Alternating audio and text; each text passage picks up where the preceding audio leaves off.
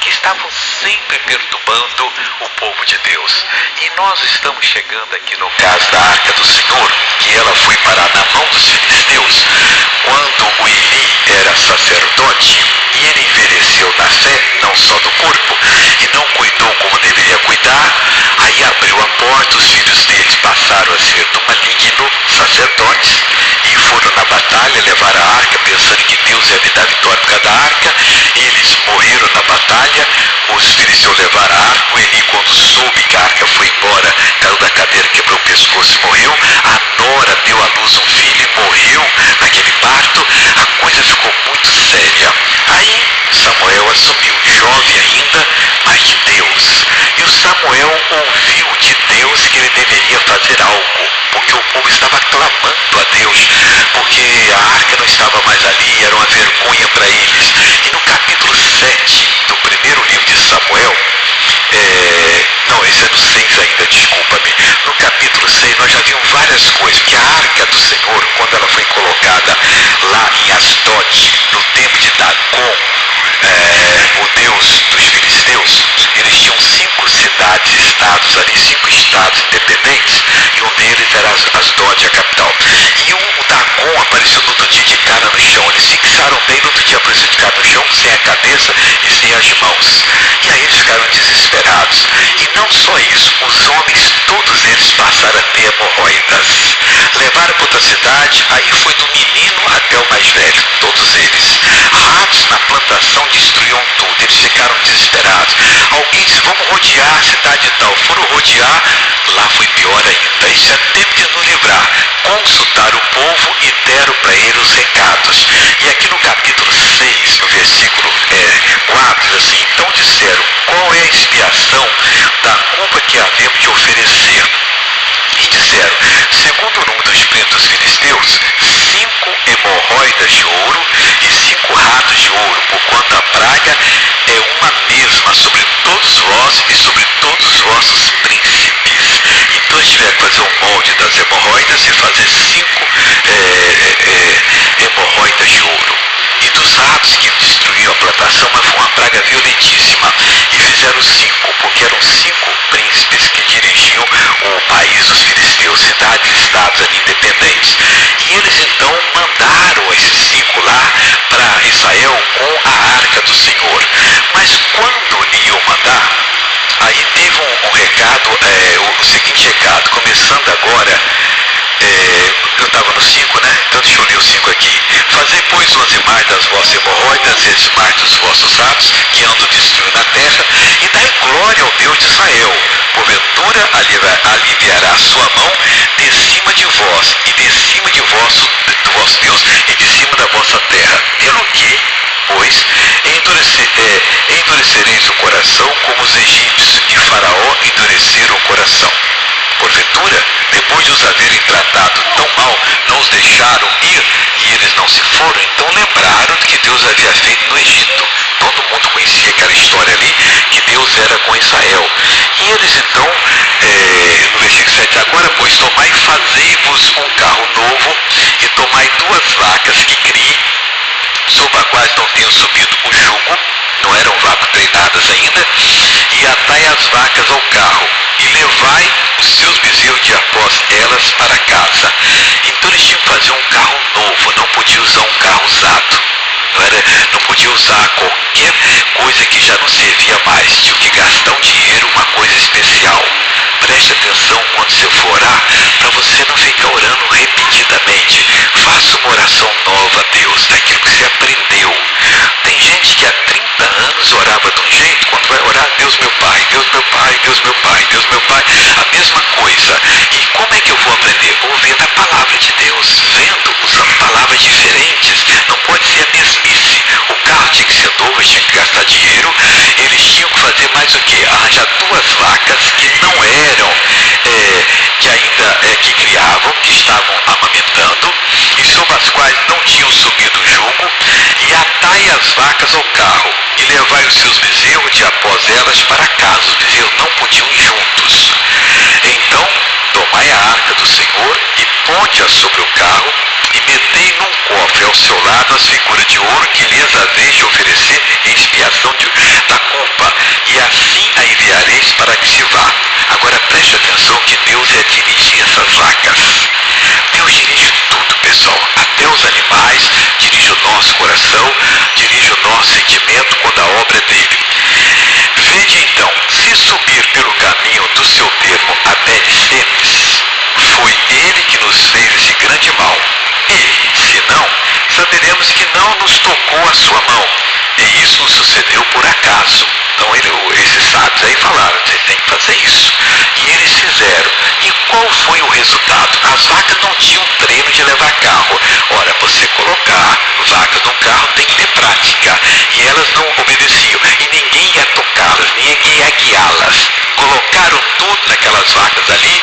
E o que aconteceu? Versículo 10. E assim fizeram aqueles homens, e tomaram 2 vacas que criavam, e as ataram ao carro, e os seus bezerros encerraram em casa.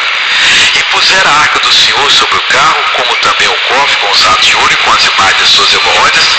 Então as vacas se encaminharam direitamente pelo caminho de Bet-Semes, e seguiam o mesmo caminho, andando e berrando, sem se desviar nem para a direita nem para a esquerda.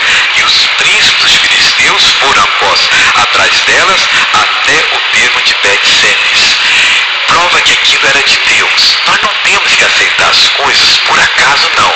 Não, se é de Deus vai se confirmar, mas não é nós que vamos fazer. Tem que ter aquela iluminação de Deus, aquela direção que Deus nos dá na palavra.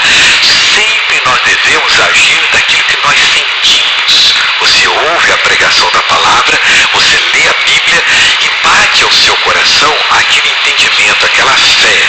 Meu irmãozinho, nós temos então que meditar nessa fé, nós temos que agir nessa fé, nós temos que servir a Deus com essa fé. Não pode ser diferente. O Evangelho, Deus nos guia, Ele é o nosso Senhor, Ele toca no coração do pregador como deve orar e da pessoa como deve receber a oração. Eu, quando eu fui curado das minhas cistas, eu cheguei na igreja atrasado. Isso foi quando eu tinha 20 anos, 22 anos, não lembro mais exatamente quando, acho que 22. Eu cheguei na igreja atrasado porque eu vinha da minha igreja, o culto tinha atrasado, e o pastor não pregou mais do que 5 minutos. Foi tudo de Deus aquela noite. Tinha 4 meses que eu estava lutando com Deus. Deus preparou aquele culto para mim.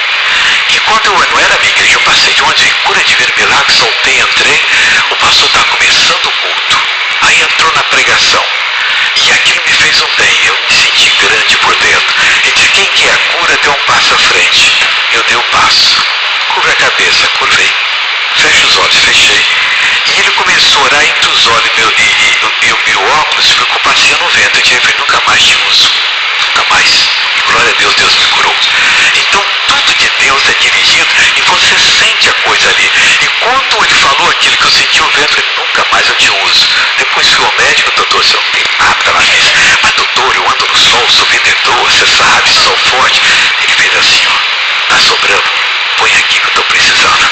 Quer jogar dinheiro fora, comprar óculos, não teve nada. Meu irmão, quando é de Deus, Deus abençoa, amém? Como está abençoando a Daniela Risuti. A menina está com disco, olha, é só alegria, boas novas para você.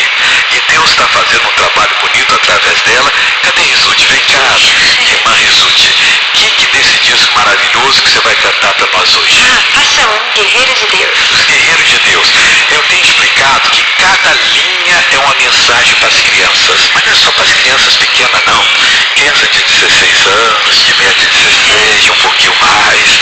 Todos nós somos filhinhos de Jesus. É música para todo mundo cantar. E principalmente os pequeninos já vão aprender a doutrina de Deus. Ao invés de ficar cantando essas músicas do mundo com duplo sentido, vão aprender a louvar a Deus. Vamos dar para Jesus uma salva de palmas.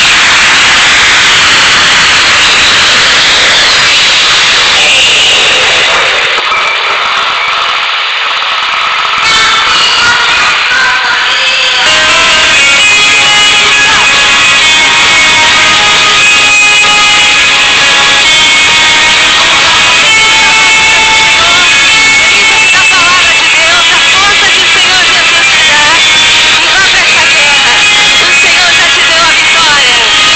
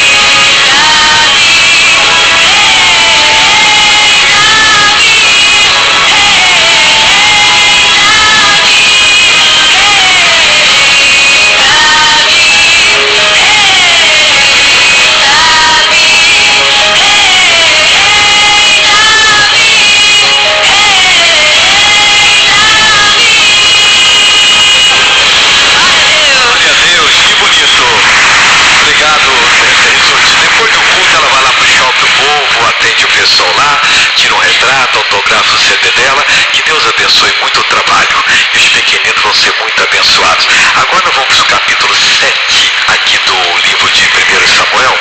Nós estamos quase terminando o estudo de quando Deus acabou com a folga dos filisteus de oprimir o povo dele. O povo então ficou pedindo a Deus, está aqui no versículo 2 aqui do capítulo 7, e sucedeu que desde aquele dia Aque ficou em Kiriat Jearim, e tantos dias se passaram, que chegaram até 20 anos, e lamentava toda a casa de Israel após o Senhor. Então falou Samuel a toda a casa de Israel, estavam lamentando, orando, pedindo a Deus uma ajuda, e Deus usou o profeta Samuel. É bom quando as pessoas aprendem o recado completo e obedecem. Isso é cura para uma pessoa, para uma família, é cura para a igreja, para a sociedade municipal, estadual, federal, para todo mundo. Quando Deus dá as instruções, e elas estão todas aqui na palavra dele, não há como Deus não honrar. A pessoa pode, deve acreditar, porque ali está o escape, ali está o socorro. Não tem jeito, é com a palavra do Criador ou não. A gente não prega contra nenhuma religião, nem a favor de alguma. O nosso caso é falar a palavra de Deus. E não temos agora que interpretar para você. Isso não existe. A gente explica como Deus nos dá sabedoria, e Ele é que interpreta no seu coração de acordo com a sua necessidade. Essa interpretação é a voz de Deus. Dentro dela tem o poder para lhe pôr liberdade. Samuel, então, no versículo 3, diz o seguinte: falou Samuel a toda a casa de Israel, juntou todo mundo, ou percorreu toda a região, e disse: se com o vosso coração vos converterdes ao Senhor, tirai dentre vós os deuses estranhos e os astarotes, e preparai o vosso coração ao Senhor, e servi a Ele só, e vos livrará da mão dos filisteus. Os filisteus são esses espíritos, simbolicamente falando, que andam oprimindo as pessoas, e oprime tudo. Ele não respeita riqueza, pobreza, não respeita pessoa religiosa ou não religiosa, não respeita cultura ou falta dela, não respeita autoridade e nem falta de autoridade. Ele age onde puder. E para nós é o recado. E o recado foi simples aqui: se com todo o vosso coração vos converterdes ao Senhor, vocês vão fazer uma coisa: tirai dentre vós os deuses estranhos e os astarotes, coisas místicas, e preparai o vosso coração ao Senhor, e servi Ele só, e vos livrará da mão dos filisteus. Mas, missionário, eu não tenho Deus estranho na minha vida. Você diz que não tem. Mas os deuses estranhos não são só aquelas coisas muito bravas. A pessoa que é cobiçosa, ela está servindo Deus da cobiça. A pessoa que é invejosa, Deus da inveja. A pessoa que é mentirosa, Deus é mentira. A pessoa que tem um coração mau, que discrimina os outros, faz a pessoa sofrer, ela está servindo esse Deus. E tem que tirar. Nós não temos que ter essas coisas em nós. Nós temos que ser puros, limpos. Nós não podemos aceitar de maneira nenhuma que as forças do mal venham sobre nós e nos oprimam. Mas tem muito cristão que vive só com pensamento imundo. Tem cristão que é cismado, tudo para ele ou para ela tem coisa errada aí. Ao invés de ser santo diante de Deus, ao invés de ser puro, ao invés de ter uma vida limpa, a pessoa fica se sujando. Ela está conversando com você, está olhando nos seus olhos, está pensando: o que tem de errado? Ela é o Espírito Santo, ela está autorizada pelo Espírito Santo para ser fiscal. Se ela sentir, Deus perdoa, liberta. Isso é demônio, pessoal. E Deus não pode operar nessa vida. Aí a pessoa tropeça, acontece aqui, acontece ali, ela sofre, a família sofre, todo mundo sofre, porque essa pessoa não tem aquele coração puro. Se vocês, disse o Samuel aqui, de todo o coração vos converterem ao Senhor, tirai dentre vós os deuses estranhos, os astarotes, e preparai o vosso coração ao Senhor. Tem que preparar. Eu quero, Deus, eu quero ouvir a tua palavra, entender a tua palavra, ser puro. Eu quero ser uma bênção e nunca uma pedra de tropeço. Eu quero ajudar e nunca prejudicar. E que mais? E servir Ele só. Não sirva a você. Quando você tenta servir a você não consegue nada. Quando você serve a Deus, você consegue tudo, porque Deus é Pai. Deus Deus quer abençoar. Você tira os empecilhos que lhe atrapalham. Para mim todo mundo é bom até que se prove o contrário, mas eu não gostaria nem que provasse. Eu gostaria que a pessoa se convertesse mesmo no erro. Tem uma coisa boa. O que é bom na pessoa? Ela é igual a mim. Simplesmente essa. Agora o Espírito que opera nela é que dizia, e eu vou condená-la por isso, eu vou ajudá-la. Você é muito boa gente. Só falta você se abrir para Deus abençoar. Aí ele fez uma promessa, e vos livrará da mão dos filisteus. E livrou. Versículo 10, o Samuel está oferecendo o holocausto e os filisteus chegaram. Maldosamente, quando o povo estava de toda a nação ali para Mispa, para poder servir a Deus ali, eles chegaram para guerrear. Eles não estavam preparados, mas Deus não se deixa escarnecer. Tudo que o homem semear também separará. Deus mandou uma tempestade tão forte, relâmpago de trovão, que os filisteus ficaram aterrados e fugiram. Aí os filhos de Israel foram atrás dele e deram cabo deles. Deus tinha dito que ia livrá-los. E o versículo 11 é muito importante, que diz assim: e os homens de Israel saíram de Mispa e perseguiram os filisteus e os feriram até abaixo de Bet-Car. Eles foram atrás. O rei Davi disse: persegui os meus inimigos, alcancei, atravessei de modo que não puder levantar e só voltei depois de ter dado cabos dele. Se você, por exemplo, tem um problema na sua mente de achar que todo mundo é errado, e você foi liberto em 90%, ainda não está bom. Você tem que perseguir os 10%, 99,9% está bom, até que realmente seu coração muda. Porque aquele pequeno que ficar vai formar um grupo, uma nação, e vai vir e vai derrotar você. Então você precisa perseguir essa tentação. Tem uma paixão proibida. Sua mente está completamente transtornada. Deus, eu quero me livrar disso. Eu vou me livrar. E enquanto você não tiver o pensamento limpo, a alma pura, você não está pronto. Eles então foram, venceram. Davi disse: persegui os meus inimigos, alcancei, atravessei-os de modo que não puderam se levantar, e só voltei depois de ter dado cabo neles. Aí você volta e agradece a Deus. A obra estava feita. O que fez o Samuel? Muito importante, versículo 12. Então tomou Samuel uma pedra e a pôs entre Mispa e Sem, e chamou o seu nome Ebenezer, e disse, que quer dizer, até aqui nos ajudou o Senhor. É como um culto de ação de graça, em que você vai na sua casa, convida os amigos, os parentes, os conhecidos, ou faz na igreja. Pede ao pastor: que dia eu posso fazer um culto de ação de graça? O senhor pode ministrar? Porque eu estava com câncer, meu filho estava assim, minha filha estava desse jeito, meu marido, minha mulher, e Deus atendeu. E eu quero colocar essa pedra entre Mispa e Sem. Eu quero que isso fique como um memorial eterno no mundo espiritual. Eu agradeci a Deus, eu registrei a bênção. Como aquele leproso dos 10, só ele que voltou e só ele que foi salvo. Que foram os 10 curados. Jesus, mas cadê os 9? Não foram 10? Só aquele que conseguiu a bênção. Isso é muito importante. E o que aconteceu em seguida? Versículo 13. Olha que coisa linda. Deus cumpriu a palavra. Assim os filisteus foram abatidos e nunca mais vieram aos termos de Israel, porque foi a mão do Senhor contra os filisteus todos os dias de Samuel. Fazendo tudo que Deus orienta, meu irmão, a mão do Senhor vai contra o inimigo.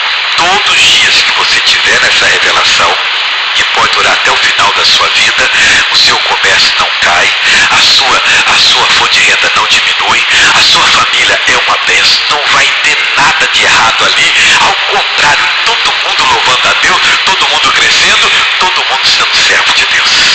Olha que coisa importante, seguir as orientações. Eu não deu para falar, que eu já havia falado isso antes, mas depois você lê o versículo 4 e 5 e o 6, e você vai ver o que eles fizeram e praticaram ali, que eu já expliquei isso em outros cultos, e é assim que Deus vai lhe abençoar em nome de Jesus. Amigos, nós somos o povo da bênção, não tem como ser diferente. Deixe-me orar agora. Pai, em nome de Jesus, eu venho agradecer a Ti, Pai, e quero dizer, é como fazer um memorial entre Mispa e Sem.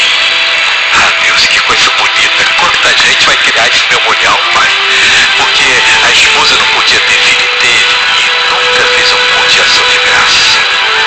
O filho estava enganado e foi curado, foi salvo, e nunca fez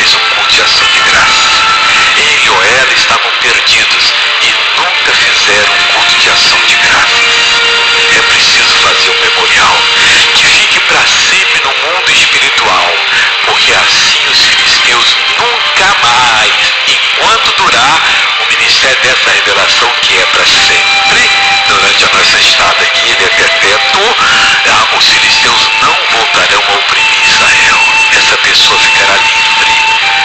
Pai, limpa o teu povo de toda maldade, de todo engano, de todo ódio, de todo ressentimento, de toda carnalidade que aprendem nas novelas, nos filmes imorais, nos artigos que doutores e aconselhamento dão nos jornais e nas revistas e na internet. Pai, o teu povo precisa crescer, o teu povo precisa ser uma bênção, o teu povo tem que ser santo porque tu és santo. Pai, opera e agora venha curar, Pai. Deus, essa pessoa que está aqui está precisando de um milagre. O milagre pode ser, ó Deus, numa célula que nenhum doutor encontrou ainda e que já está, ó Deus, manifestando em qualquer parte do corpo. Ali é a raiz do problema. Ali, ó Deus, é o quartel-general dos filisteus espirituais. Meu Deus, cura agora, liberta, joga por terra todo o poder do mal. Meu Pai, levanta essa pessoa agora, que ela não tenha mais nada escondido. Ah, meu Deus, que ela tire água da tua presença, muita água, e derrame perante o Senhor. Deus, é lindo andar contigo, é lindo fazer a tua vontade. Ah, meu Deus, eu vou mandar esse mal embora agora, como ministro da palavra de Deus. Eu repreendo toda a ação do diabo na sua vida. Eu digo essa dor que está na cabeça, essa dor que está no pescoço, que a pessoa não pode nem sequer mexer, que está na coxa, que está no osso, que está na perna, que está na virilha, que está nos rins, que está na coluna, que está em qualquer parte, ou na alma, essa tristeza, essa angústia, essa decepção, esse mundo irreal, falso que essa pessoa vive e a cada dia se afunda mais. Pai, destrua tudo agora. Pai, se alguém está em Cristo, ele é nova criatura, as coisas velhas já se passaram, tudo se fez novo. Oh Pai querido, opera agora, levanta essa pessoa do ressentimento, levanta essa pessoa da queda, levanta essa pessoa para assumir diante de ti um